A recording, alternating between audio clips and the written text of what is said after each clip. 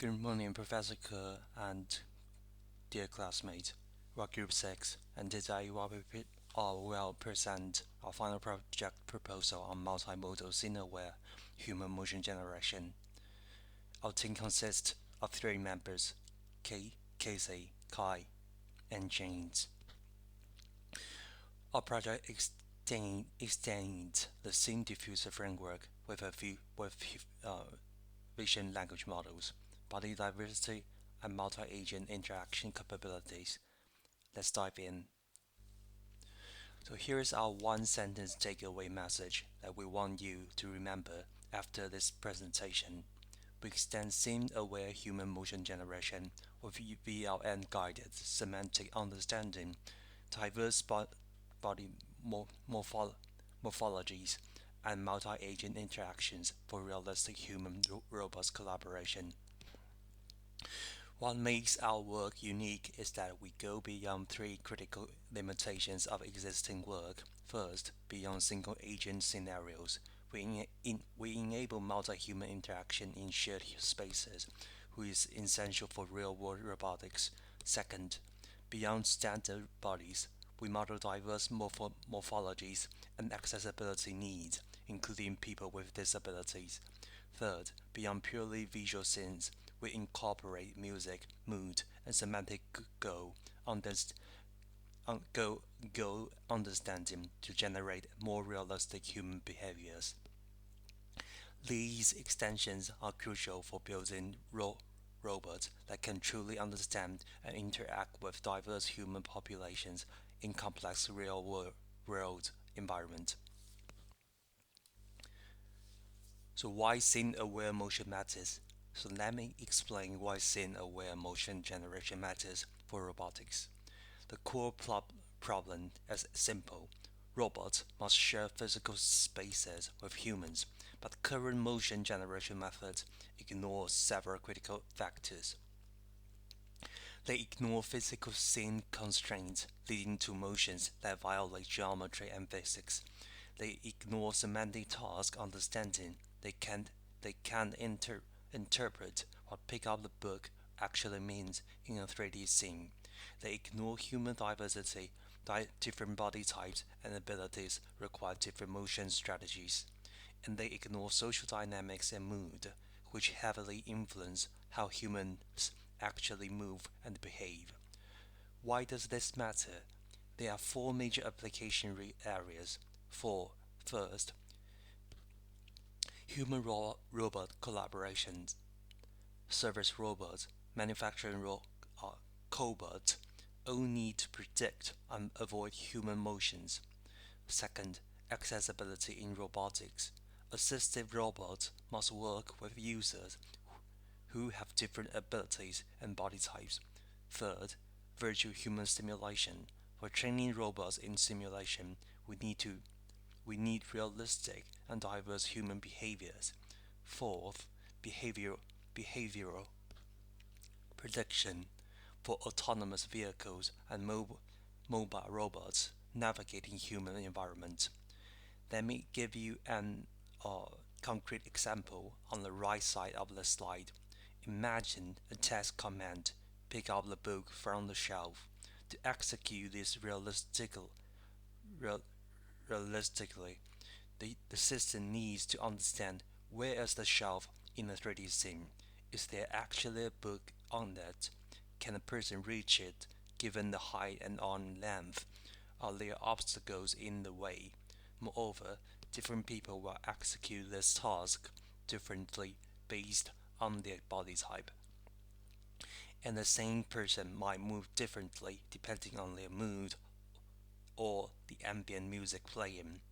Current methods cannot handle this complexity. Now let's discuss the specific limitations of existing approaches which motivate our work. We have identified 4 major problems. First, scene agnostic generation. Most text-to-motion models generate motions that are disconnected from the 3D environment. These lead to frequent physics violations, like hand passing through tables or people walking through walls. Second, the single agent assumption. Virtually all prior work assumes a single person in isolation, but in reality, humans constantly interact with other humans. We need to model social behaviors, maintain appropriate personal space, and coordinate movement with others. Third, one-size-fits-all body models. Existing methods rely on the standard SMPL model, which represents an average adult body. This completely excludes people with disabilities. Different body proportions or those using assistive devices like wheelchairs or prosthetics. Fourth, limited semantic understanding. Current method cannot interpret complex natural language goals or reason about scene affordances. They lack the contextual reasoning needed for real-world tasks. On the right, I have highlighted why addressing these limitation matters for robotics. Safe human-robot interactions fundamentally requires understanding human diversity and social dynamics. A robot can't just assume all humans are the same. For accessibility, assistive robots must adapt to users with different abilities and body types. This is not optional, it is essential for inclusive technology. For simulation, training robots in simulated environments requires realistic, diverse human behaviors. If we only simulate standard bodies, our robots won't generalize to real humans. Our project directly addresses all four of these limitations. Now, let me discuss the key prior work that our project builds upon, starting with SceneDiffuser. SceneDiffuser, published at CBPR 2023, was a breakthrough paper that introduced a unified diffusion model for 3D scene understanding. The website is linked here on the slide. The key contribution of SceneDiffuser include a unified framework that handles multiple tasks, human pose generation, dexterous grasping, navigation, and motion in planning. It's scene aware, meaning it respects the 3D geometry of environment. It uses physics-based optimization during generation, and it's goal-oriented, meaning it can generate motions toward specific objectives. The strengths are impressive. The whole system is end-to-end differentiable. It handles multiple heterogeneous tasks, and it respects scene geometry much better than prior work. However, SceneDiffuser has five critical limitations shown in red on the right. 1. It's a single agent only. It cannot model multiple humans interacting in the same scene. 2. Its uses a fixed body model. Everyone has the same SMPL skeleton and shape, same proportions. 3. Limited semantic reasoning. There's no integration with vision language models, VLM, so it cannot parse complex language goals like sit on the red chair near the window. 4. It's context agnostic. It, it ignores mood, background music, or social cues that affect human motions in reality. 5. No accessibility consideration. It cannot model people with disabilities, amputations, or assistive devices. These five limitations define the scope of our project. We aim to address all of them. Let me quickly survey our recent work that's relevant to our project. On the left, DIMOP3J focuses on scene responsive diverse human motion prediction. It improves on SceneDiffusers. I'm not sure whether it improved or is a prior. I need to uh, reconfirm this. So it balancing the stochastic and deterministic elements, leading to more diverse outputs. However, however, it still suffers from the single agent assumptions and standard body limitation. MoMask, published at CVPR 2024, is currently one of the state-of-the-art for text-to-motion generations. It uses mask modeling with hierarchical motion tokens and achieves an impressive FID score on human ML 3D. But quickly, MoMask is scene agnostic. It doesn't understand 3D environments at all.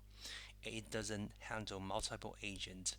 On the right, UniMuMo is exciting because it unifies text, text, music, and motion generation. It can generate motions conditioned on music, which we want to incorporate. However, UniMuMo has no scene awareness and is also single agent. Below that, we have listed VLM-based robot policies that are relevant. Pivot and SPF show that vision language model can be converted to robot policies zero shot. RLVLMF and recap use VLMs to generate reward functions for reinforcement learning. Special VLA adds special reasoning capabilities to vision language action models. These works inspire our VLM integration, but they focus on robot arm and manipulation, not human motion generation. The key gap in the literature shown at the bottom in blue is this: no existing work combines VLM semantic understanding, body diversity, multi-agent interaction, and scene awareness for human motion generation. That that is exactly what we are proposing.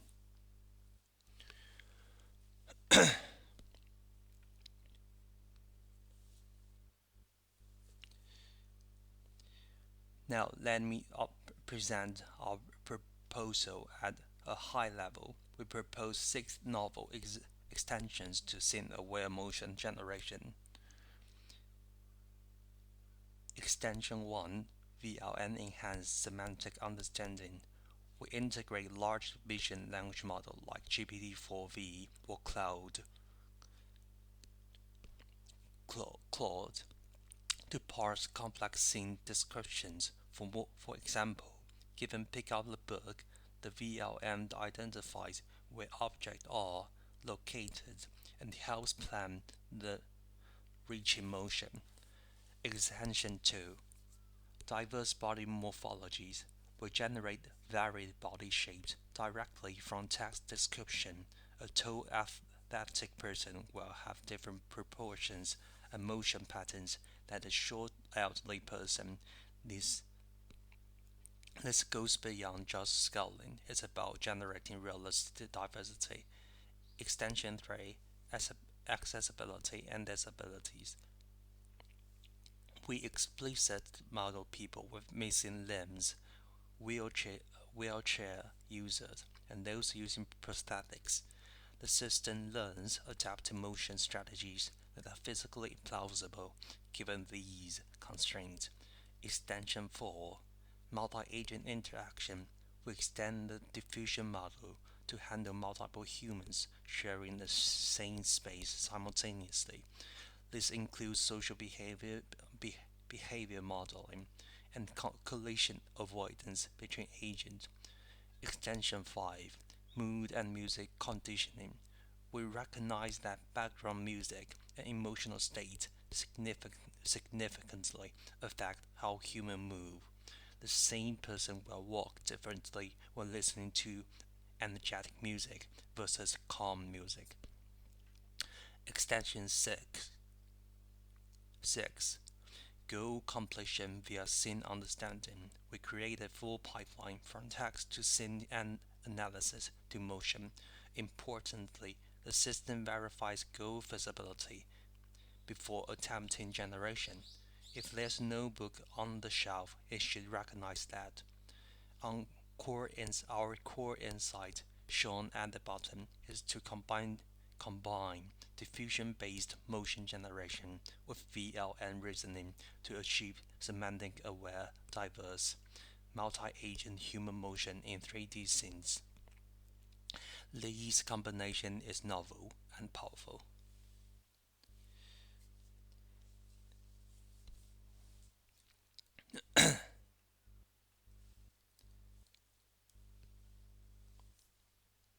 Into the technical details of our approach, I'll explain the six major components of our system architecture. Component 1 is the scene encoder. It takes and input a 3D scene point cloud and performs object detection and segmentation. We need to understand what objects are in the scene and where they are spatially. Component 2 is the VLM reasoning module. Here we use GPT-4V. The VLM's job is to parse text goals like sit on the red chair and identify which object and regions in the scene are relevant to that goal. This gives us semantic grounding. Component 3 is the body model generator. For standard bodies, we use SMPLX and model the full body, face, and hand. For people with disabilities, we create custom skeletons for missing or modified limb. We also implement text to shape synthesis from text to SMPL models parameters, so we can generate body shapes from descriptions like tall or muscular. Component 4 is multi-agent diffusion. This is where we extend SceneDiffuser single agent framework to handle multiple agents simultaneously. We add cross-agent attention mechanism so agents can coordinate with each other, and we incorporate social force modeling to maintain realistic personal space. Component 5 is the mood and music encoder. We extract audio features from background music, classifying the emotional content, and then condition the diffusion process on these audio embeddings. This allows the same scene to generate different motions based on ambient music. Component 6 is the motion diffusion model itself. This is based on SceneDiffuser backbone, but conditioned on all the previous components: scene geometry, VLM semantic features, body model, mood features, and other agent states. Everything flows into this unified diffusion process. Let me continue with the datasets and implementation details. For datasets, we'll use four main sources. PROX provides 3D scenes with human motion capture data. This is crucial for training scene-aware generation. Human ML3D give us text-to-motion paired data with over 14,000 motion sequences and corresponding text descriptions. AMASS is a large-scale motion capture archive that we'll use for general motion bias. AIST++ specifically provides music dance pair data, which is perfect for our music conditioning component. We'll also collect or synthesize custom disability motion data if an available dataset exists. For implementation, our backbone is SceneDiffusers, which will extend significantly. We use transformers for cross-modal attention and fusion. For the VLM component, we will use either OpenAI's GPT-4V or Anthropic's Cloud via their APIs. The framework will be PyTorch with the diffusers library. Regarding compute requirements for training, we will need 4 NVIDIA 100 maybe GPUs. We have access to these through the university cluster. For inferencing demos, a single RTX 4090 will be sufficient. This is ambitious but feasible given the 8-week timeline and our compute resources.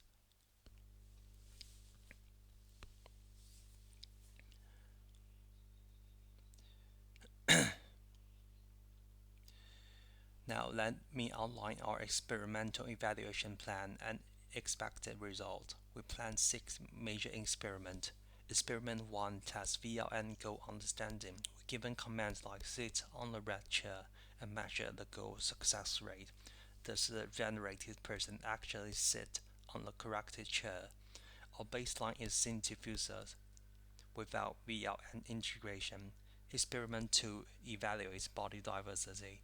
We generate motion for 10 different body types and measure motion naturalness using the FID metric. We compare our diverse body against standard SMPL. Experiment 3 is disability adaptation. We test missing limb scenarios, like generating motion for someone with one arm. The metric here is physical plausibility, which will assesses qualitatively since there is no standard benchmark. Experiment 4 examine multi-agent interaction. We will put 2 to 5 humans in the same scene and measure collision rate and social distance maintenance. The baseline is generating each agent independently. Experiment 5 tests mood and music conditioning. We generate motion for the same person under different music conditions and measure motion style diversity. We will also conduct a user study asking people which motions feel more realistic. Experiment 6 is an end-to-end benchmark on human ML3D and PRX datasets, comparing against published baseline using FID, success rate, and diversity metrics.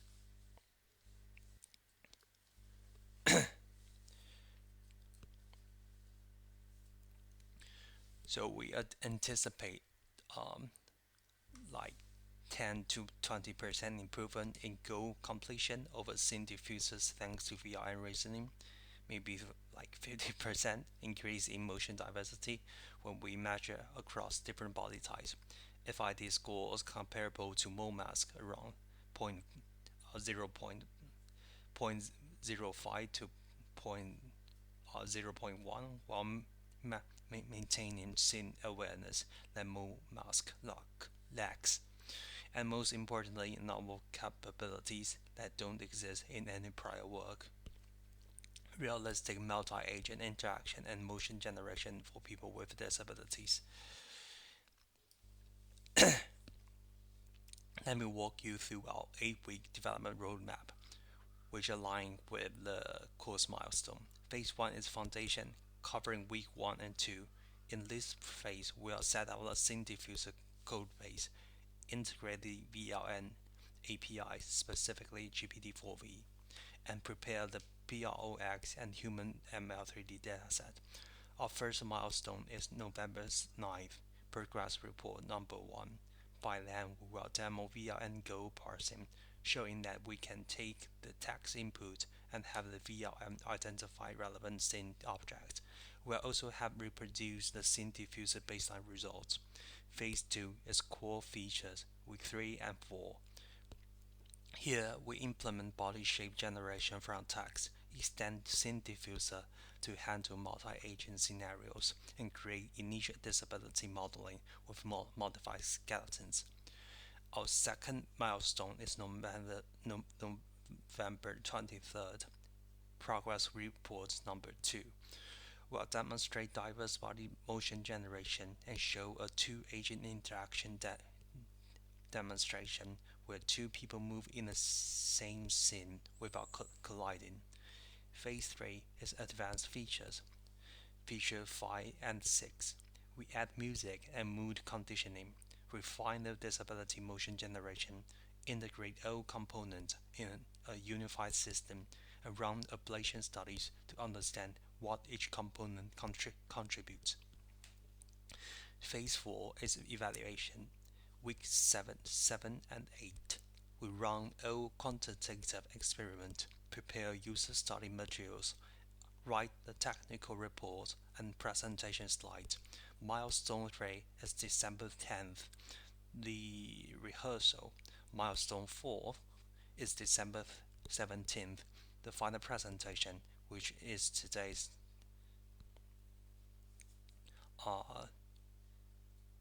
date in